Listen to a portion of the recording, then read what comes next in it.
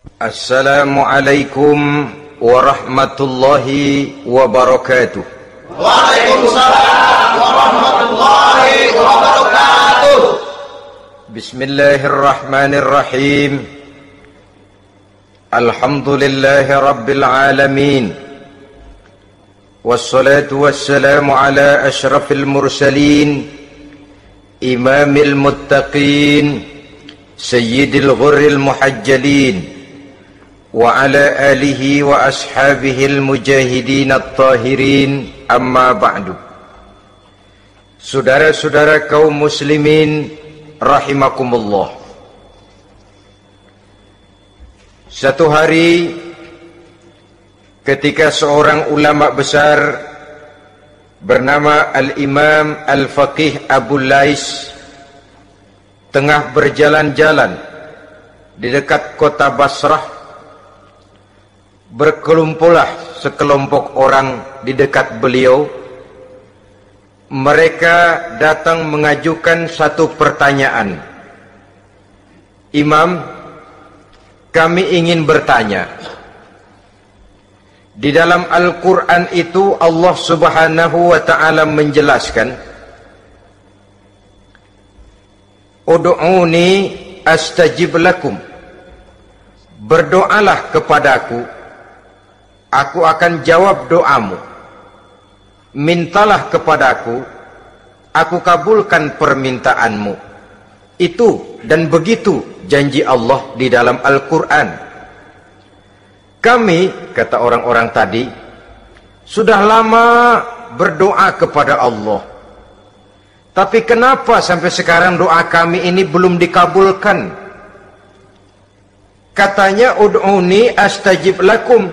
Kalau kamu berdoa, aku jawab, aku penuhi, aku kabulkan doamu. Itu janji Allah. Kami sudah lama berdoa pagi, sore, siang, malam. Nyatanya sampai sekarang doa kami belum dikabul-kabulkan. Ini bagaimana? Apa ayat Quran salah? Apa Tuhan lagi lempengan gak denger? Apa doa kami yang terbalik?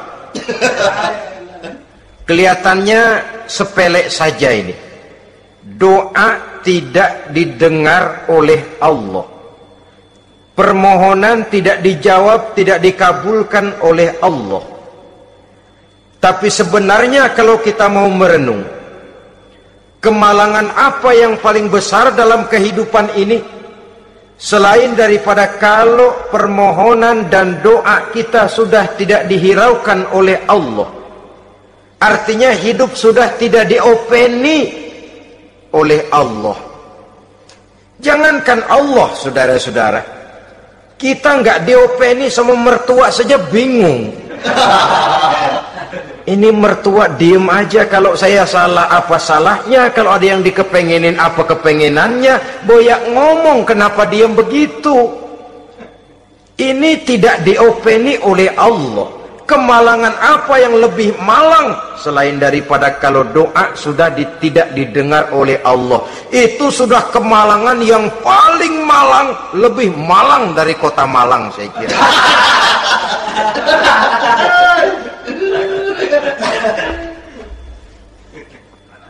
Menghadapi pertanyaan ini, Imam Al-Faqih Abu Lais senyum. Lalu beliau berkata, tuan-tuan, tahu kenapa doa tuan-tuan tidak dijawab, permohonan tidak dikabulkan, Allah sudah tidak memperdulikan tuan-tuan ini? Kami tidak tahu, Imam, maka kami bertanya. Begini, hati tuan-tuan itu mati.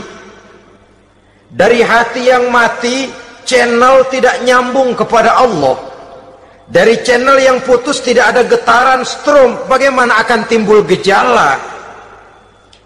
Hatimu mati, jadi pantas kalau doa tidak dikabulkan, permohonan tidak dipenuhi, doa tidak terjawab, hatimu mati. Saudara-saudara kaum muslimin, dari hati yang mati ini, getaran tidak akan sampai ke hadratullah azza wa jalla. Nah, ini juga satu penyakit yang kita sangat khawatirkan, yaitu apabila hati kita sudah mati selagi jasad masih hidup. Artinya, jadilah kita bangkai berjalan di hadapan Allah Subhanahu wa ta'ala. Sementara kita sangat disibukkan dengan menggali berbagai macam jenis obat penangkal penyakit zahir, dan kita kurang perhatian untuk mencari obat penangkal penyakit batin yang kalau diserang penyakitnya menghancurkan kehidupan abadi di akhirat nanti. Perkembangan ilmu kedokteran nyata benar diikuti dengan perkembangan jenis-jenis penyakit. Makin maju ilmu kedokteran, makin modern penyakit. Ngerti juga rupanya itu penyakit.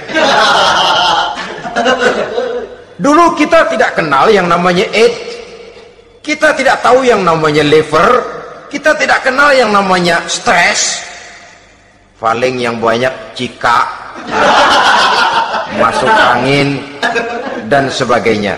Tapi baiklah, penyakit-penyakit batin yang menyebabkan hati menjadi mati, dan dari hati yang mati, doa tidak naik, tidak didengarkan oleh Allah Subhanahu wa ta'ala. Nah, kata orang-orang tadi, yang menyebabkan hati kami mati ini apa, Imam? Beliau menjawab, pertama, araftumullaha wa lam tu'tuhu haqqahu. Yang menyebabkan hatimu jadi mati, pertama, kamu kenal benar kepada Allah, tapi haknya untuk disembah, kewajibanmu untuk menyembah, tidak pernah kamu laksanakan. Bagaimana Allah tidak akan jauh dari kita kalau kita tidak akan mengadakan pendekatan kepadanya? Dan pendekatan kepada Allah hanya bisa kita tempuh melalui jalur kegiatan ritual ibadah. Allah akan terlalu jauh apabila kita hanya membicarakannya lewat filsafat dan renungan yang mendalam. Tapi Allah akan dekat dan terasa hadir dalam hidup apabila kita dekati ia dengan pelaksanaan ibadah kepadanya. Kamu kenal Allah, tapi hakmu untuk menyembah, kewajibanmu untuk menyembah, haknya untuk disembah, tidak pernah kamu laksanakan. Kalau soal Allah, kita kenal bukan main. Bahkan tidak hanya kita mengajarkan kenal juga kepada anak-anak kita. Kalau ditanya siapa pencipta matahari, bulan, dan bintang? Allah. Siapa pencipta lautan, gunung, hutan belantara, dan sungai-sungai? Allah. Siapa pencipta bumi, matahari, dan sebagainya? Allah. Sembahyang apa enggak? Bagaimana nanti?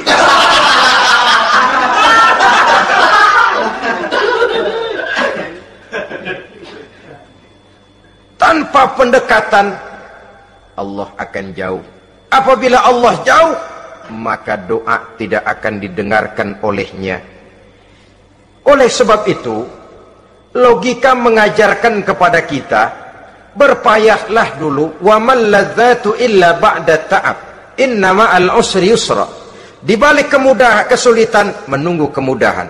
Nikmat baru akan terasa, kelezatan hidup baru akan terasa setelah kita jerih payah banting tulang peras keringat. Rasanya memang lebih nikmat sepotong singkong hasil cucuran keringat sendiri ketimbang roti dijejelin orang.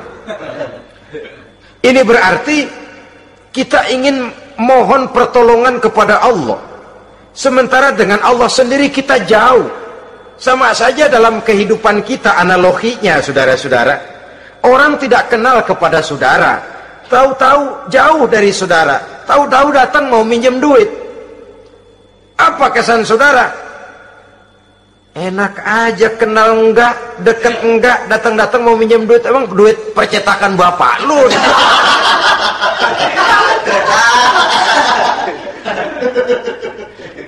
Sedangkan yang kita kenal, sedangkan yang kita bertemu tiap hari, sedangkan yang sering datang ke tempat kita, kalau satu saat dia pinjam duit, toh kita kadang-kadang masih mikir. Apalagi datang nggak pernah, berkunjung nggak pernah, ngobrol nggak pernah, apalagi kenal juga nggak pernah, datang-datang mau minta. Macam apa? Datang nemuin Tuhan setahun 2 kali, Idul Fitri doang sama Idul Adha. Doa cerewet banget. Apa itu? Apa aja diminta. Saudara hadirin, bagaimana doa akan kabul, permohonan akan dijawab? Jikalau kita jauh dari Allah, kita kenal Allah, haknya untuk disembah, kewajibannya untuk menyembah, tidak pernah kita laksanakan. Itu yang menyebabkan hati kita lalu menjadi mati. Padahal mengenal Allah, setelah mengenalnya, mengadakan pendekatan kepadanya melalui ritual ibadah yang dicontohkan oleh Rasulullah Sallallahu Alaihi Wasallam. Ini hal pertama yang menyebabkan hati jadi mati. Kamu terlalu kenal Allah tapi tidak pernah menyembah kepadanya. Sama aja orang kerja kagak, habis bulan mau minta gaji. Kita jitak kepalanya. Macam apa? Kerja enggak, tahu-tahu datang mau minta gaji. Kerja dulu yang baik, habis bulan baru enggak diminta pun memang sudah ada jatahnya. Ibadah dulu kita kepada Allah. Soal Allah memberikan karunia kepada kita, itu hak Allah. Apabila kita dekat dengannya, ibadah yang kita laksanakan benar, karunia itu akan datang kepada kita. Saudara-saudara, yang kedua yang menyebabkan hati jadi mati, qara'tumul Qur'an walam ta'malu bih. Kamu baca Al-Qur'an tapi ajarannya tidak pernah kamu amalkan. Kamu baca Quran tapi isinya kamu injak-injak. Sehingga ada peringatan dari Rasul Sallallahu Alaihi Wasallam. Beliau bersabda, "Iza azamat ummatid dunya wa fi riwayatin dinaron wa dirhaman nuzi'at minha haibatul Islam. Wa iza turikatil amru bil ma'rufi wan nahyu 'anil munkari hurimat 'alaihim barakatul wahyi. Wa iza tasabat ummati saqatat min ainillah." Tiga peringatan keras tapi yang merupakan gejala penyakit kita umat Islam diperingatkan oleh Nabi kita.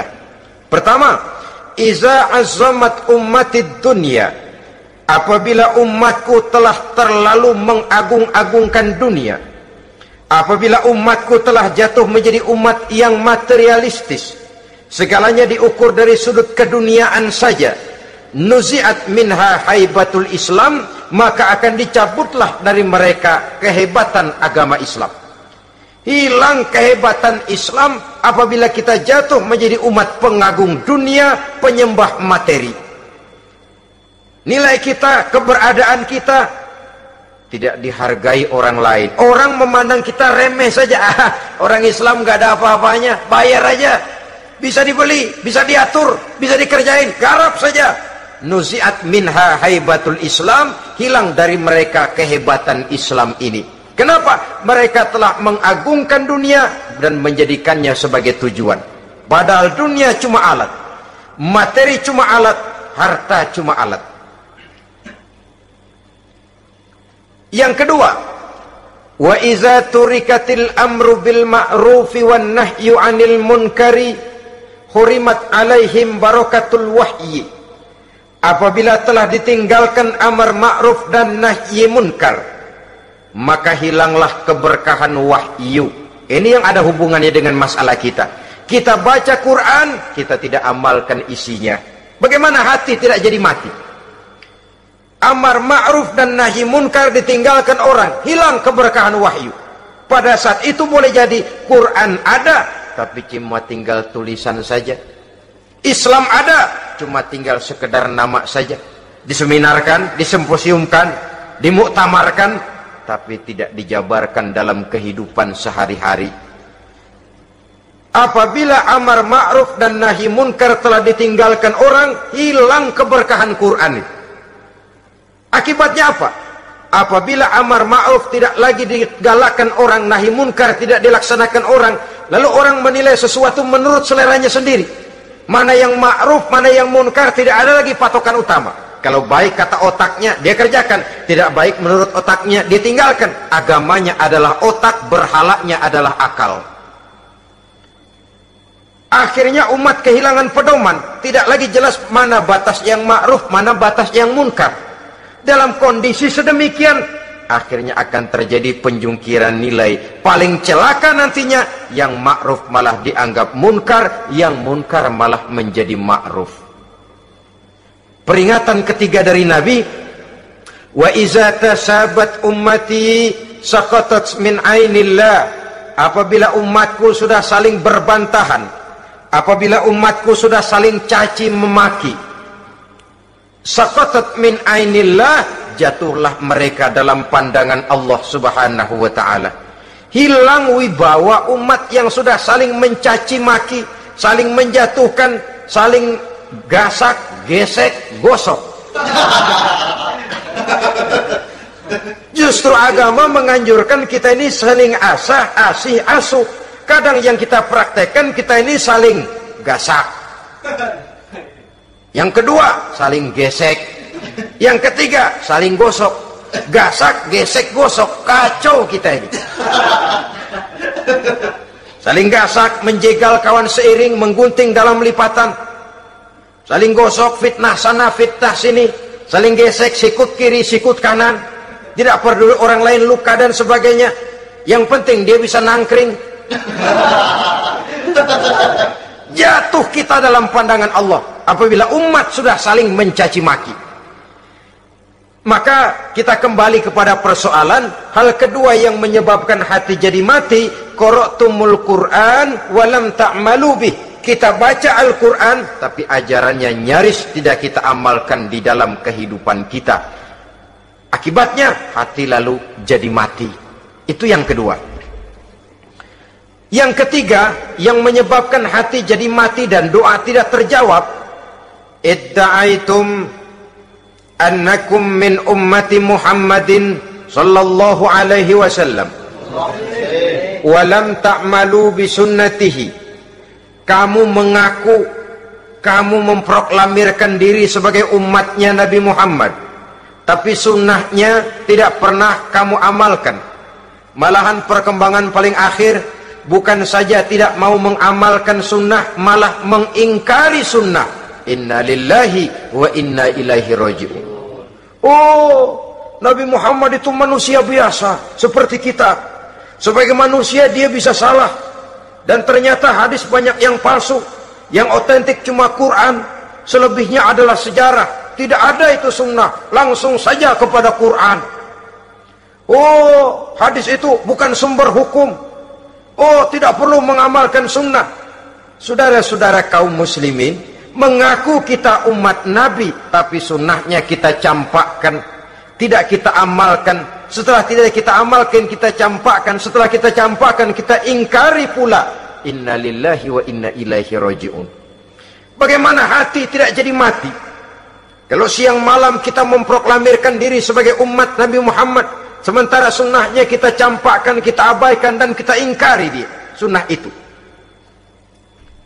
Padahal jikalau sekarang kita mengenal Islam, jikalau kita sekarang ngerti halal haram, tahu hak batil, bisa memilah dan memilih antara yang ma'ruf dengan yang munkar, itu utamanya adalah karena jasa Nabi Muhammad SAW.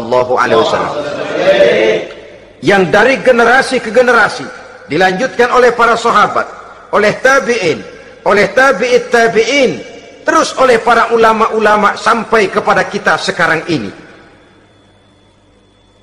Walaupun beliau hanya berfungsi sebagai penyampai, tapi kepribadiannya dijadikan model oleh Allah Subhanahu wa ta'ala di dalam kita melaksanakan kehidupan beragama.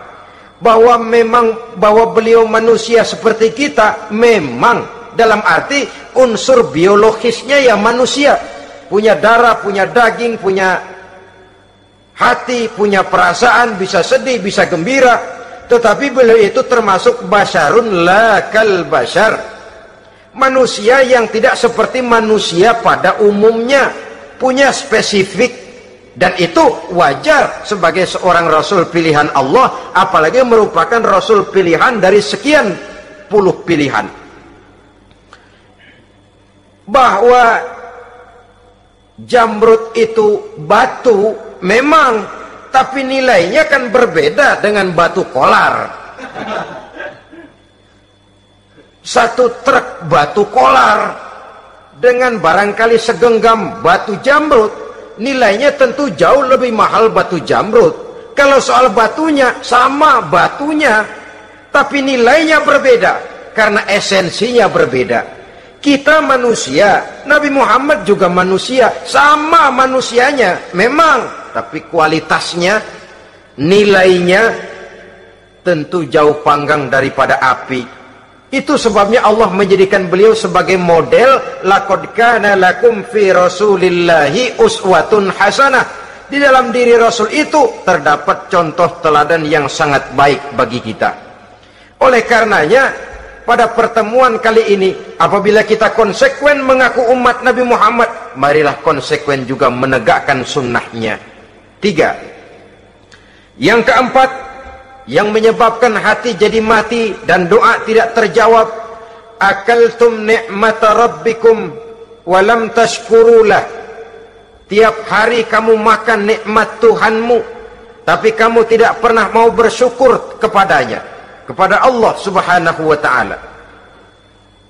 Nikmat Tuhan kita doyan banget, tidak pernah sehari dan sesaat pun terlepas diri dan hidup ini dari nikmat-nikmat yang diberikan Allah. Sejak kita bangun tidur sampai tidur kembali, bahkan tidur itu sendiri, di pasar, di sawah, di kantor, dimanapun kita berada, nggak pernah nikmat Allah berhenti. Hidup kita dalam alam diberikan segala fasilitas untuk menunjang kehidupan. Nggak pernah Allah pasang pajak matahari, nggak pernah Allah pasang pajak gas udara. Nikmat-nikmat yang banyak itu tiap hari kita kecap, tiap hari kita nikmati, tapi kita tidak pandai bersyukur. Padahal Allah memberikan peringatan keras dalam hadis qudsinya, man lam yashkur ala na'mai walam yasbir ala balai falyakhruj min tahti samai wal yatlub rabban siwaya. Siapa yang tidak mau bersyukur terhadap nikmat yang aku berikan kepadanya dan tidak mau bersabar terhadap ujian yang aku berikan kepadanya, silahkan keluar saja dari kolong langit ini dan cari Tuhan selain aku. Diusir oleh Allah.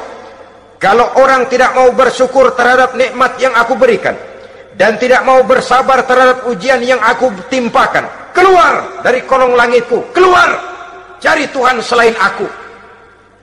Diusir. Lah yang ngusir Allah. Anak sekarang bilang mau ke Menong.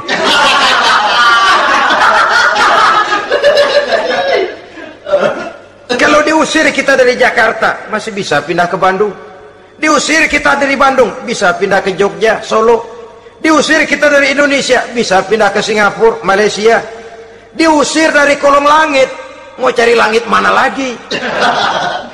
Kalau kau tidak mau mensyukuri nikmatku, tidak sabar terhadap ujian yang aku berikan kepadamu, keluar saja, keluar dari kolong langitku ini, cari Tuhan selain aku.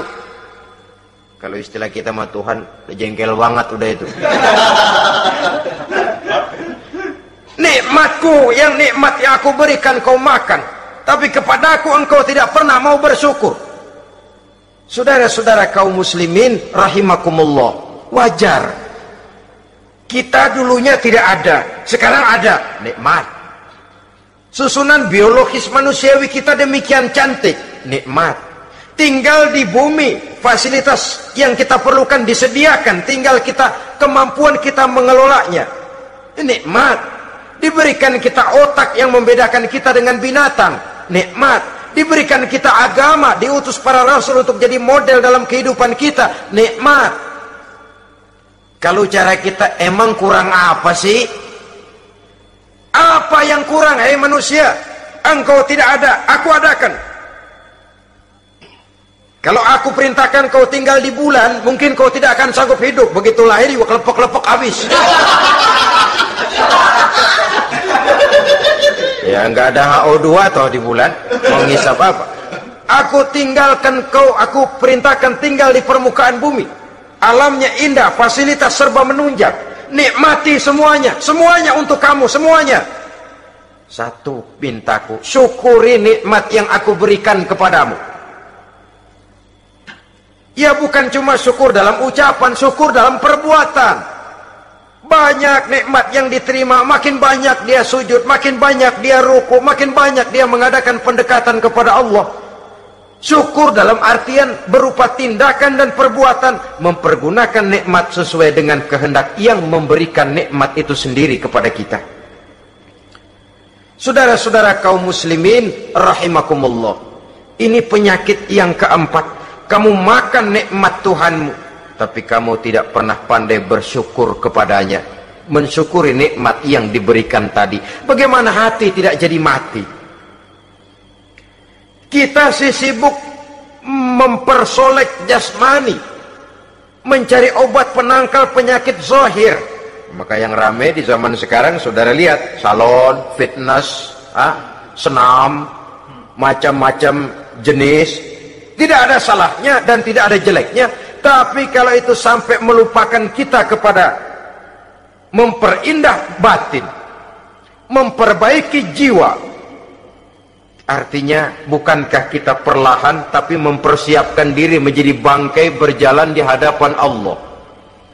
Dengan operasi plastik, yang pesek jadi mancung, yang sipit jadi belok, kulit keriput jadi kencang,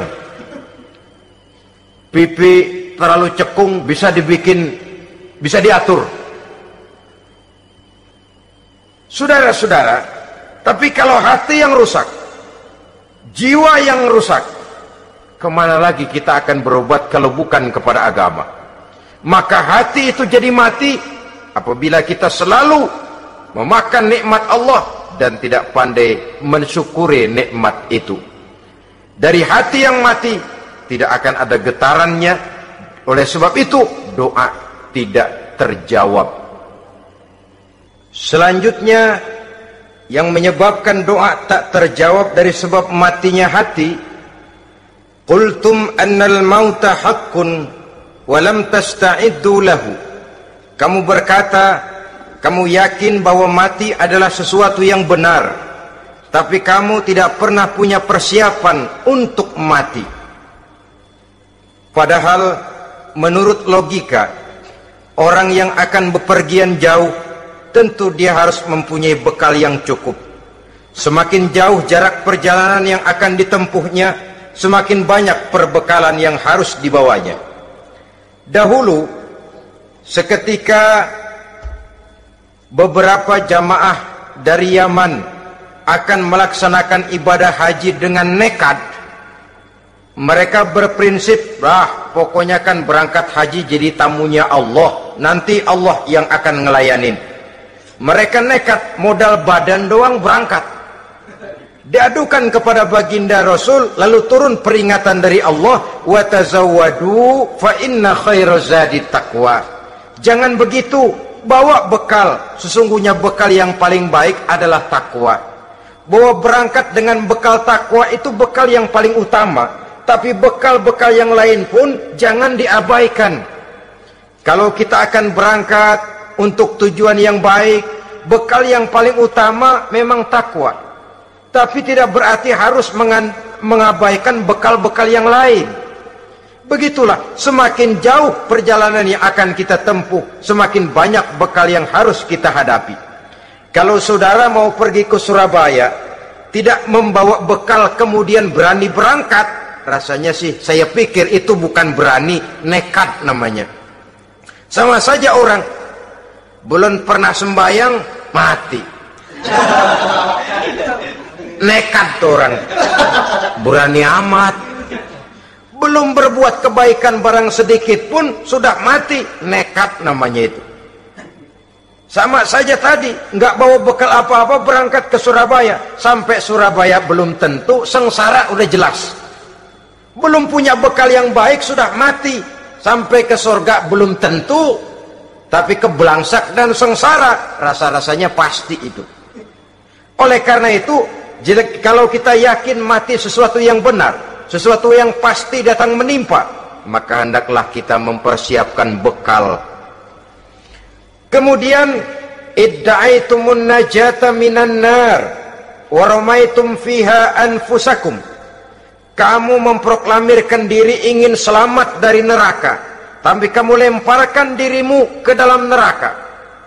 Bagaimanapun bajingannya bajingan, kalau ditanya, ente mau masuk neraka enggak? Jawabannya pasti enggak.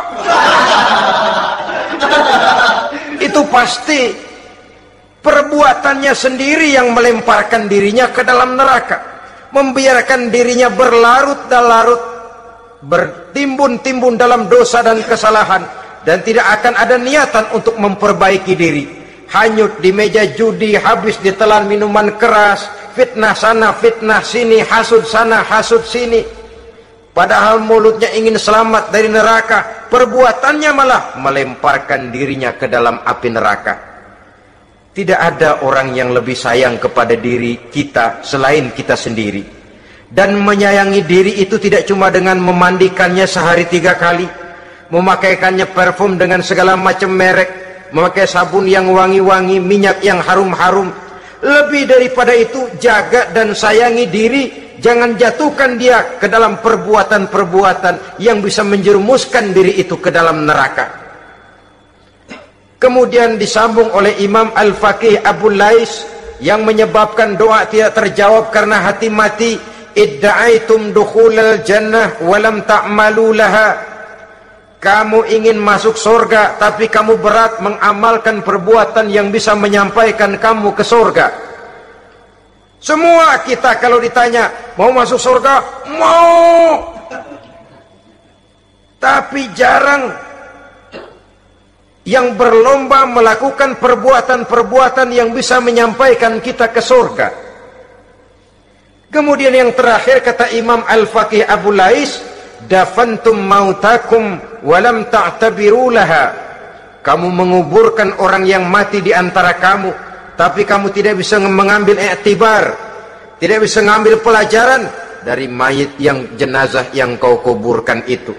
Mestinya kan nguburin orang tuh membuat sadar. Iya, kalau sekarang dia saya baringkan di liang lahat, menghadap ke arah kiblat, bantalnya tanah, setelah itu ditutup dengan papan, lalu ditimbun dengan tanah. Iya, sekarang giliran dia, giliran saya, entah besok, lusa, bulan depan, tahun depan, tapi pasti mengubur mayat, mengubur jenazah, tapi tidak bisa mengambil iktibar dari yang dilaksanakannya itu. Ini merupakan penyakit-penyakit batin yang merupakan handicap, yang menimbulkan jarak antara kita dengan Allah Subhanahu wa ta'ala. Pantas kalau itu semua ada pada diri kita, hati jadi mati. Dari hati yang mati, doa tidak akan tembus. Kita tidak lagi akan diperdulikan oleh Allah Subhanahu wa ta'ala. Dan itu sekali lagi kemalangan yang terbesar dalam kehidupan kita.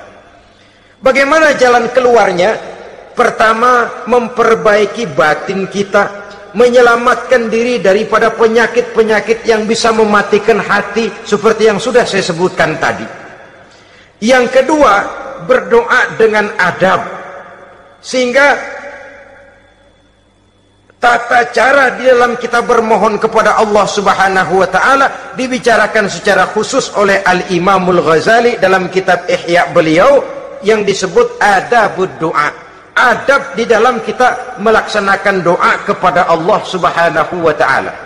Setelah batin ini bersih dari penyakit-penyakit hati yang bisa menyebabkan hati jadi mati, berdoalah kita kepada Allah. Bagaimana adabnya? Kata Imamul Ghazali rahimahullah, yang pertama, hendaklah ia di dalam berdoa itu memilih waktu yang mulia.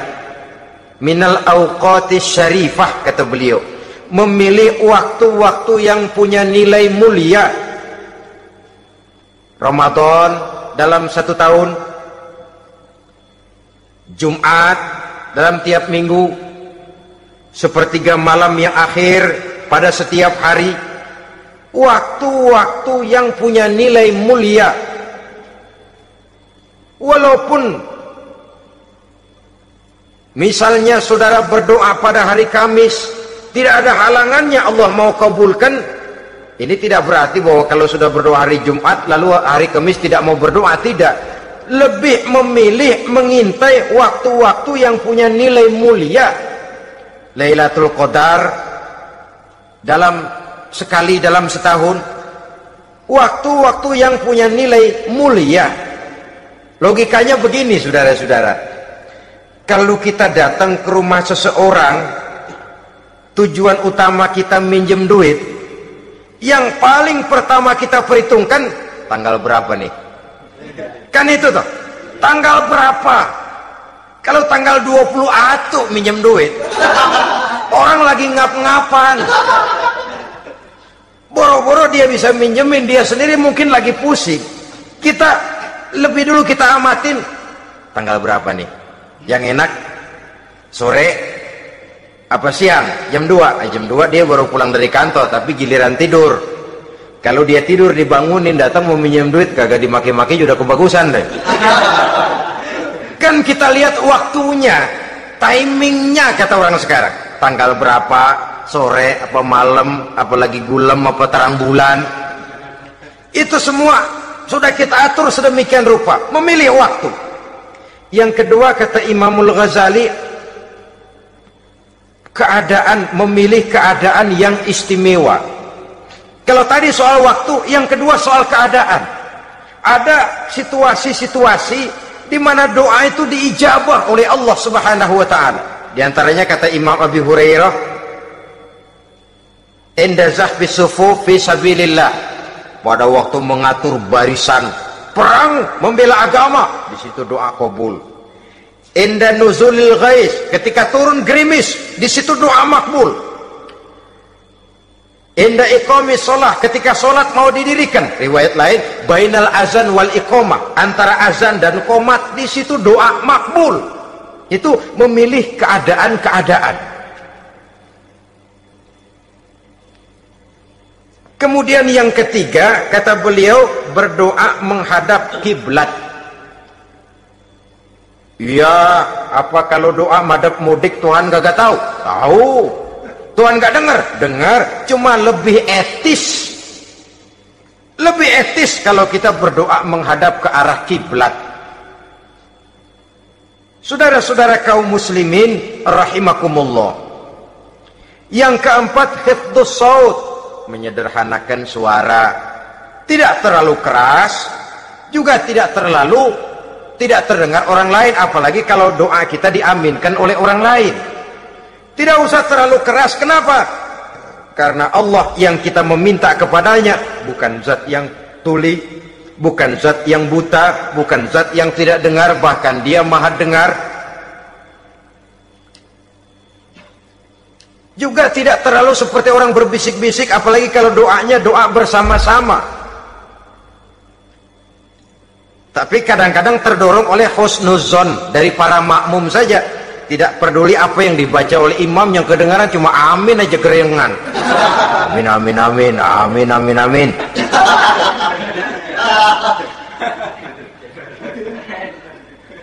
Juga tidak terlalu keras, seperti orang berdoa, seperti orang pidato. Saudara-saudara kaum muslimin rahimakumullah. Yang kelima, alla yatakallafa saja' fid du'a. Dalam berdoa, kalau istilah kita, jangan nyelongcong.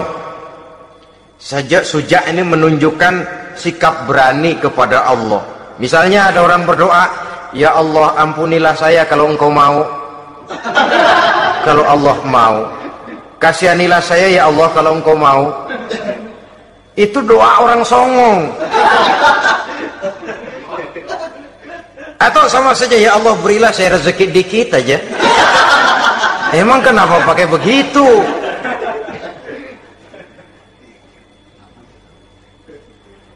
Allah yatakallafa saja fid du'a. Yang keenam kata Imamul Ghazali, at-tadarru' wal khusyu', dengan tadarru' dan khusyuk, dengan sikap tawadu, benar-benar ya seperti kita lah kalau datang memang menghajatkan pertolongan dari seseorang, segala action kita atur supaya hajat kita itu kabul, kan begitu. Kadang-kadang istilah orang kalau perlu ngesor mah ngesor dah, yang penting permintaan dikabulkan, gitu saja. Kita lihat sekarang ini, ramai orang bicara soal film-film Parno. Kelihatannya pendatang-pendatang baru pokoknya asal bisa main dah, bugil ya bugil dah. Yang penting nyohor, bisa tampil.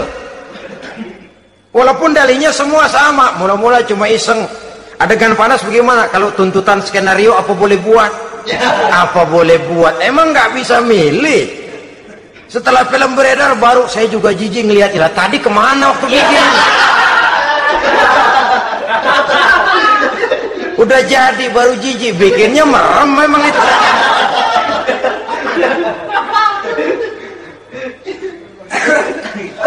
Tapi ada satu analogi, asal bisa main, asal bisa tampil di layar, apa saja jadi taruhan sudah. Bugil ya bugil dah, nggak soal dah, pokoknya bisa main, tampil, nyohor, masuk koran.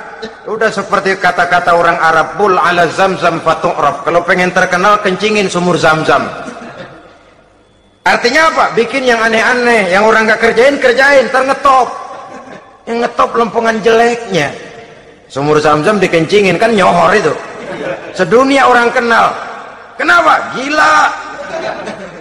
Saudara-saudara kaum muslimin rahimakumullah, sangat kita sayangkan kalau lalu orang berlomba-lomba dengan cuma modal paha mulus, wajah cantik, dia mauin apa saja mau lalu bisa tampil. Akibatnya yang jadi korban adalah anak-anak kita, disuguhi tontonan-tontonan yang meracuni jiwa mereka. Walaupun akibatnya barangkali ya lain, seperti band orkes dengan film memang akibatnya tidak langsung ya. Kalau band orkes akibatnya langsung, dia bisa berantem di tempat lokasi. Film orang nonton tahu dia di tempat itu, bukan di tempat itu dia praktek, pulang jadi pikiran dia, tadi serem ya, ntar kalau ada kesempatan kita praktek. Nah, ntar ngancemnya itu yang gak enak. Tapi yang saya analogkan dengan persoalan kita, tingkah pola artis apapun dilakukan asal bisa main. Nah itu tuh, asal dapat kesempatan acting.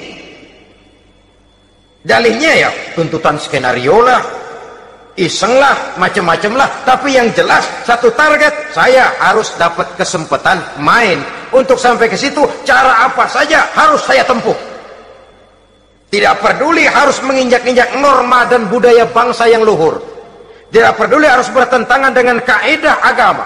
Tidak peduli hasilnya meracuni umat masyarakat, terutama generasi muda. Yang penting kan ngetop. Saudara-saudara, baiklah ya, itu soal lain. Tapi soal kita ialah at-tadarru wal khusyu'. Bermohon kepada Allah dengan tadarru, khusyuk dan tawadu. Seperti kalau kita mau bermohon kepada seseorang, kita malah merendahkan diri. Pak, saya memang orang gak mampu pak, utang saya udah selebar kampung pak, anak udah 16 seperempat. Apa saja kita meratap, menghibah, mengeluh, merintih, ujungnya kan yang penting gue pinjam duit dapet dah. Apa kayak diomongin, pokoknya pulang bawa duit, itu saja. Itu strategi manusiawi. Kalau ini kita adakan konteks, oh iya, kepada Allah lebih lagi kita tadarru, khusyuk, tawadu. Doa dengan tawadu, sebab kita akan bermohon kepada yang serba maha. Menghadap ke arah kiblat, duduk bertafakur dengan khusyuk, tawadu. Jangan doa sembari tolak pinggang.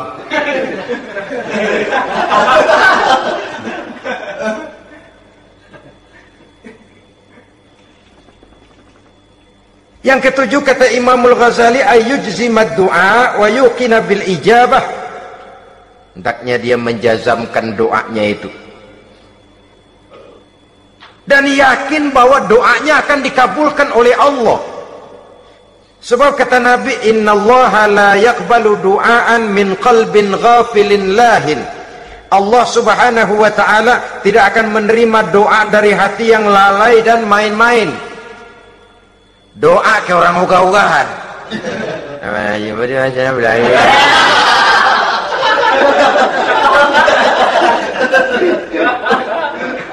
Kali malaikat nyongok dong, lu minta apa lu?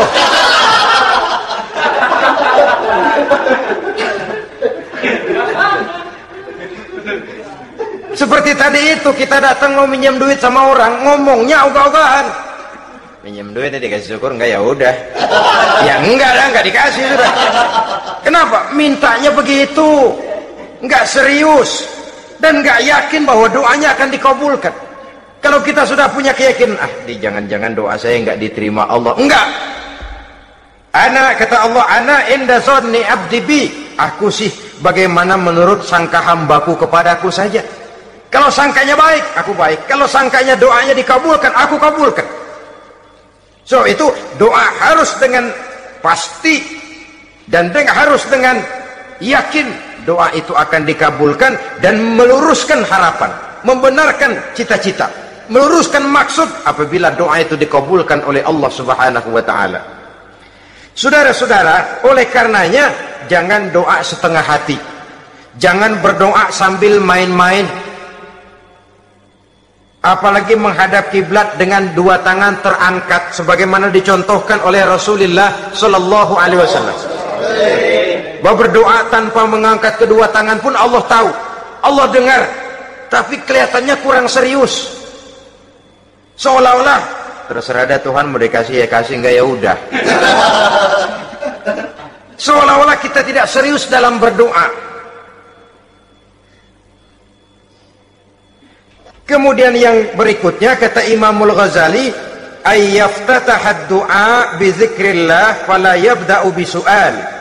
Hendaknya dia mulai berdoa itu dengan menyebut nama Allah, berzikir kepada Allah, fala yabda'u bi su'al, jangan langsung memulai dengan permintaan. Ini tata krama etisnya. Sama juga orang kirim surat, salam sejahtera kami haturkan, padahal mah nggak ada itu juga nggak apa-apa. Itu kan maksud mukaddimah saja. Besar harapan kami semoga Bapak dan keluarga di sini pun berada dalam keadaan sehat walafiat. Selanjutnya kami telah dengar dari berbagai teman tentang kedermawanan Bapak, tentang bantuan Bapak di berbagai bidang yang menyangkut sosial pendidikan. Sehubungan dengan itu maka kami bermaksud mengajukan permohonan. Baru masuk itu mah 15 kalimat kesonoin, urusan lain. Intinya sehubungan dengan itu kami bermaksud memohon kepada Bapak. Kita mulai, salam sejahtera kami haturkan, bersama ini pula kami, macam-macam lah. Sama juga seperti tadi itu, kita datang mau minjem duit, datang karena kita tahu datang habis bulan, malam terang bulan, udaranya sejuk, ngobrol lah kita, dapet teh. Apa kabar Pak? Baik. Aduh Bapak sih untung dah Pak, kayak pemurah lagi. Saya tahu Bapak banyak nyumbang di mana-mana.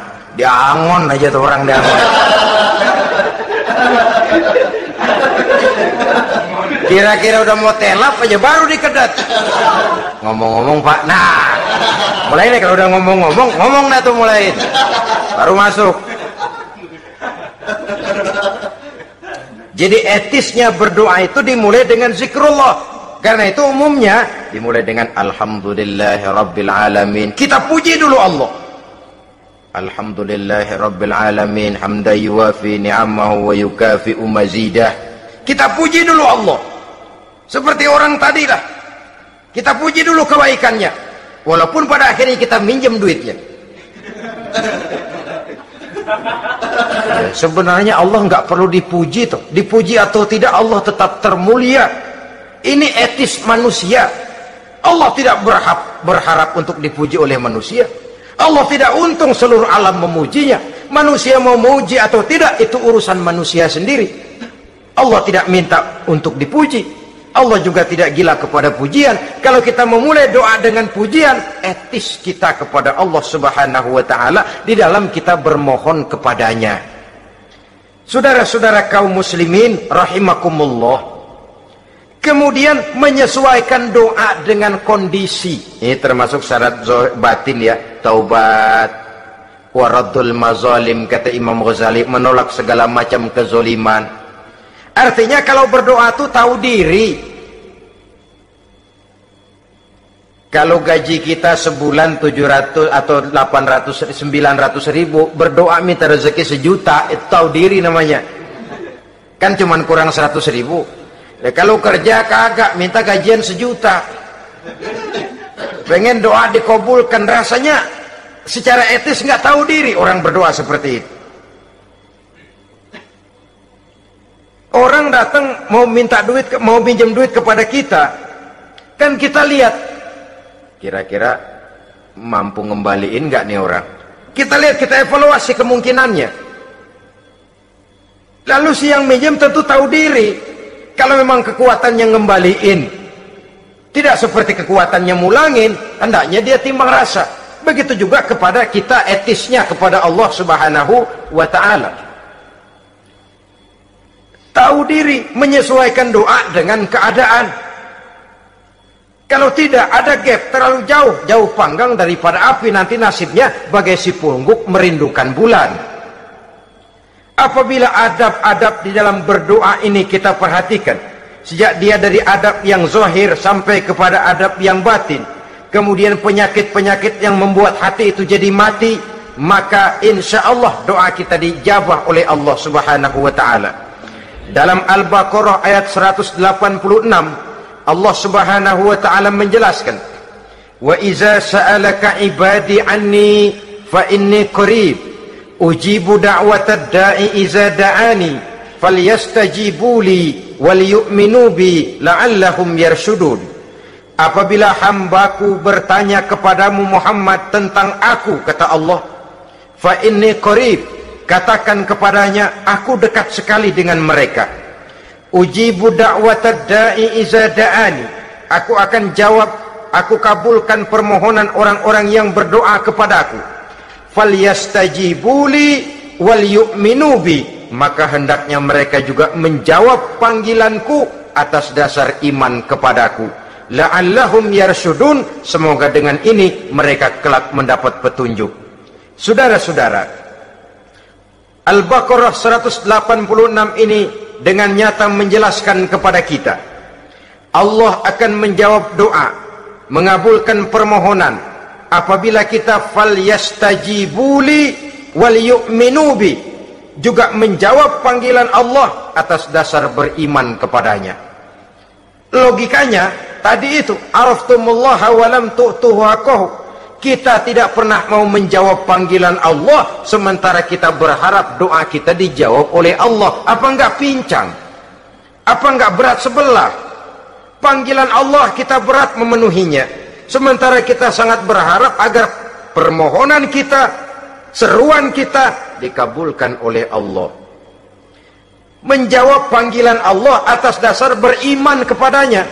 Kenapa? Ada orang menjawab panggilan bukan berdasarkan iman, tapi karena target lain. Datang sembahyang Jumat paling dulu, target utamanya pulang juga paling dulu nyabet sendal, nyabet sepatu. Menjawabnya iya, tapi tidak karena iman. Jadi apabila kita rajin menjawab panggilan Allah atas dasar beriman kepadanya, maka seruan, permohonan, doa niscaya dikabulkan olehnya. Ini saja, mudah-mudahan ada manfaatnya. Terima kasih atas segala perhatian, mohon maaf atas segala kekurangan. Usikum wa nafsi bitaqwallah. Wassalamualaikum warahmatullahi wabarakatuh. Waalaikumsalam warahmatullahi wabarakatuh.